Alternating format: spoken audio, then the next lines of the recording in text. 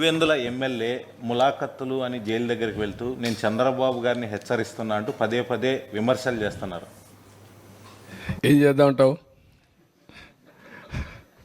నేను ఏం చేద్దారంట అదే నేను చెప్పేది కాదు. ఇట్లే మాట్లాడుతూ ఉంటారు. ఇప్పుడు ఇంకోటి కూడా గుర్తుపెట్టుకోవాలి. రాజకీయ ముసుగులో కరుడుగట్టిన నేరస్తులు వచ్చి రాష్ట్రాన్ని లూటీ చేసి ఆ లూటీ చేసిన డబ్బులతో ఎక్కడికక్కడ బ్రైవింగ్ ఇచ్చేసి వ్యవస్థలకే ఒక ఛాలెంజ్గా తయారైపోయారు. అది ఒక సమస్య ఉంది నాకు. ఇక్కడ మీరు గుర్తుపెట్టుకోవాలి, వ్యవస్థలో 5 ఏళ్ళు సంపాదించిన డబ్బులు ఉంది. ఏ వ్యవస్థనైనా కొనే శక్తి ఉంది.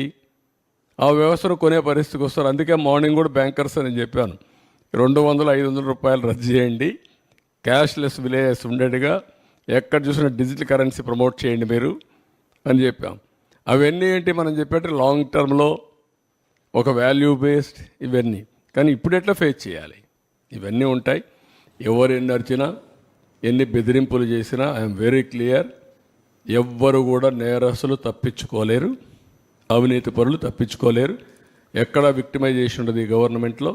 ఈ గవర్నమెంట్లో ఒకటే ఉంటుంది, ఫర్మ్గా ఉంటుంది గవర్నమెంట్.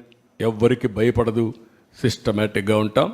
ఎవరు తప్పు చేసినా, ఎవరు రాజకీయ ముసుగులో బెదిరించాలన్నా ఆ బెదిరింపులకు ప్రభుత్వం భయపడదు. సార్, ముఖ్యంగా కరెంటు బిల్లులు చూపించి సంక్షేమ పథకాల్లో కూడా కోత విధించారు గడిచిన 5 ఏళ్ల కాలంలో. అంటే 500 రూపాయల కంటే బిల్లు ఎక్కువ వస్తే అర్హుడు కూడా ఆ లబ్ధి చేకూరిన పరిస్థితి ఉంది.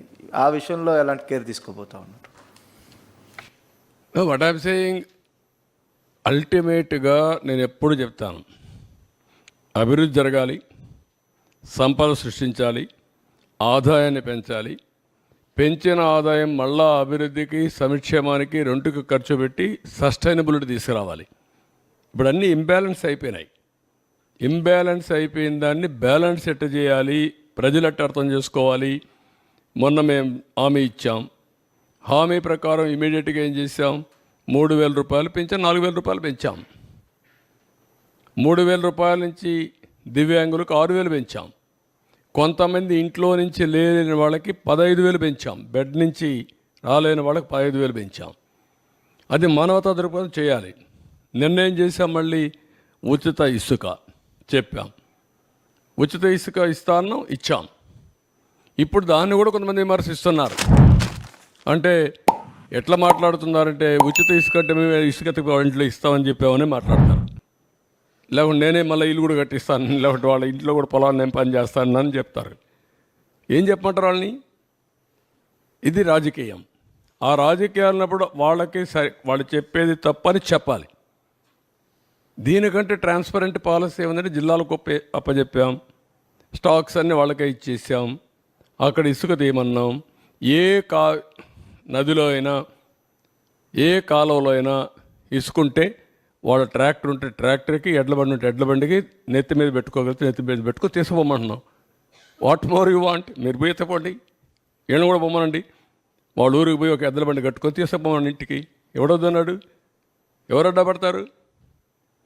అలాంటి బుద్ధి జ్ఞానం లేకుండా చేసే వాళ్ళని ఏమనాలి? వాళ్ళని మనుషులు అనాలి? ఉంటే వింత పశువులు కూడా ఉండవు, మారిగా ఉంటాయి. ఇవన్నీ ఉంటాయి ఛాలెంజెస్.